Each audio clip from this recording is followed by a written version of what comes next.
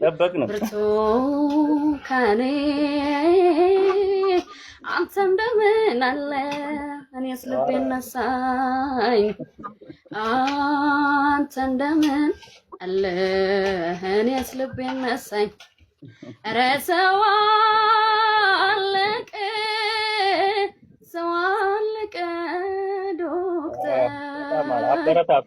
ኧረ ሰው አለቀ ዶክተር የሻገተ እንጀራ የበላ ሲያድር ሻገተ እንጀራ የበላ ሲያድር አንተ ልጅ የፊቱ ብርቱካኔ ልቤን የወሰድከው ከበፊት ከቤቱ ልቤን የወሰድከው ከበፊት ከቤቱ